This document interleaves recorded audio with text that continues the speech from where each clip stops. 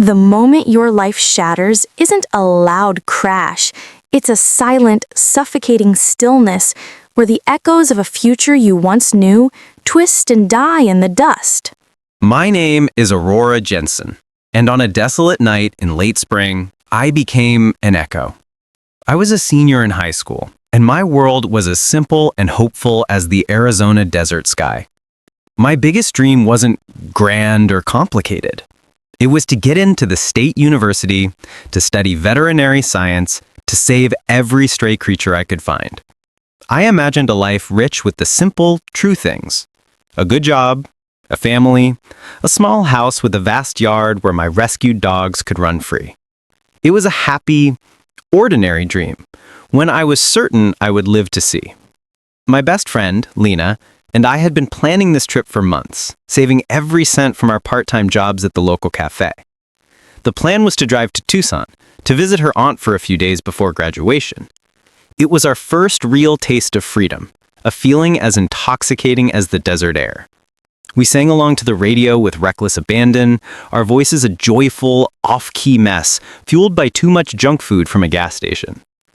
On the second day, we'd been on the road for nearly 10 hours. A long, endless stretch of highway cutting through the dark, empty expanse. Around 10 o'clock, we saw a faint glow in the distance, a flickering neon sign announcing an old diner called the Oasis. It looked like it had been there for a century, but it was open, and we were starving.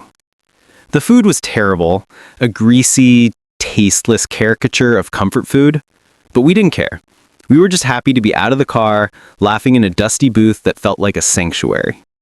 I remember looking at Lena across the checkered tabletop and thinking, with a clarity that still stings, how much I loved my life. How incredibly lucky I was to be there, in that moment. I even sent a quick text to my dad. Almost there. Love you. I never imagined that those 4 words would be the last thing he would ever read from me. We paid the bill and stepped back into the cold, silent night. The parking lot was almost completely empty, save for our car and a single flickering fluorescent light that cast long, unsettling shadows. And that's when we saw him. He emerged from behind a battered old pickup truck like a ghost. He was gaunt and disheveled, his eyes wide and vacant, filled with a frantic, unhinged energy. He began to mumble, a stream of incoherent words about voices and messages. Lena's hand shot out and gripped my arm, her touch icy.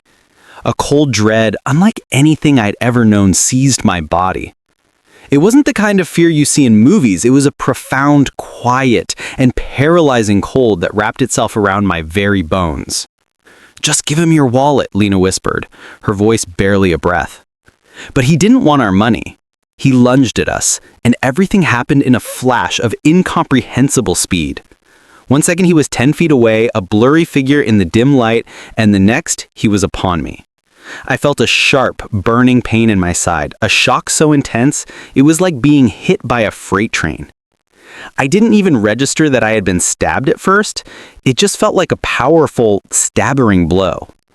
Then I looked down. The fabric of my shirt was turning a dark, blooming crimson. Lena's scream tore through the silence, a sound that seemed to echo across the entire, vast desert. A car screeched into the lot, headlights glaring. It was a police cruiser, its presence a sudden, jarring intrusion of order into the chaos. An officer jumped out, yelling commands. The man turned toward the cop, a different object now in his hand, a gun. I heard a loud bang, then another. The man's body crumpled, falling lifelessly to the ground just a few feet from me. I tried to stand up, but my legs wouldn't respond. I collapsed onto the cold, gritty asphalt. Lena was kneeling over me, her hands pressed to my sides, stained with my blood, her face a mask of silent terror. "Stay with me, Aurora," she pleaded, her voice choked with sobs. "Please, stay with me." And then everything went quiet. The screaming stopped. The flashing blue and red lights of the police car froze in midair. Lena's face, twisted in a silent scream, was a perfect, heartbreaking photograph. The police officer, his gun still raised, was a statue. Even the killer, mid-fall, was suspended in the air like a terrible work of art. Time had stopped. The pain vanished, the fear dissipated. There was only a profound stillness.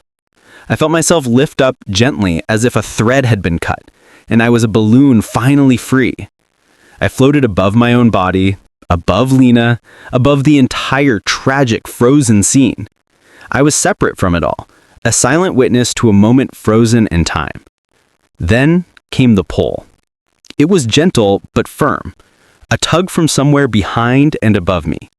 The parking lot, the dusty diner, the vast, silent world, it all started to shrink, fading into a tiny pinpoint of light, a memory I was leaving behind.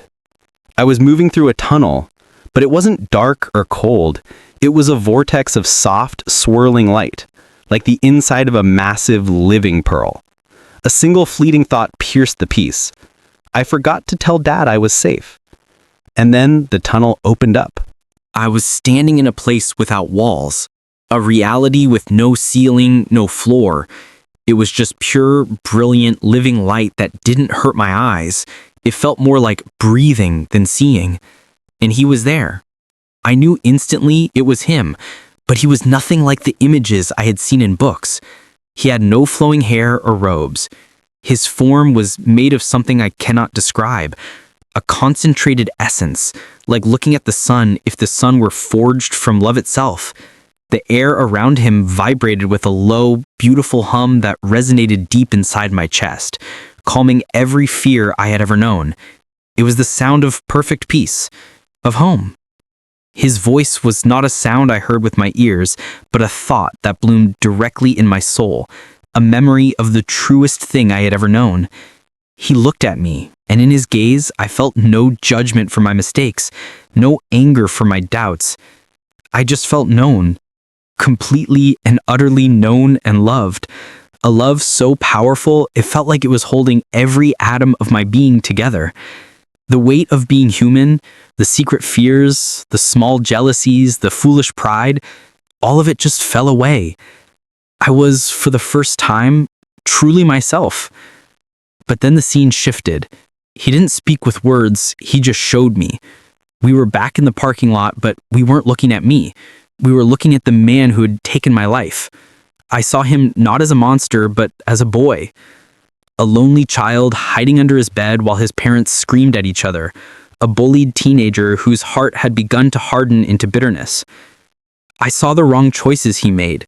Small at first, a lie here, a stolen item there, each one making a dark seed inside him grow a little bigger, its roots wrapped tighter and tighter around his soul. And then I saw the whispers. I could literally see them, dark, shadowy things that would cling to him, murmuring poison into his ear. No one loves you. You are worthless. They all deserve to be punished. He listened to them. He fed them with his despair, and they grew stronger, until their voice was the only one he could hear. My heart ached with a confusing wave of pity for him. I looked at Jesus, expecting him to speak of forgiveness, but he wasn't finished. He then showed me the light. I saw every single chance the man was given to turn around. I saw a kind teacher who told him he was smart, a moment he could have held on to but pushed away. I saw an old pastor put a hand on his shoulder in a soup kitchen and say, "God loves you, son." And the man just shrugged it off and walked away. I saw his mother, an old, tired woman, on her knees by her bed, praying for him. Her prayers were thin, golden threads of light reaching across the country for her son.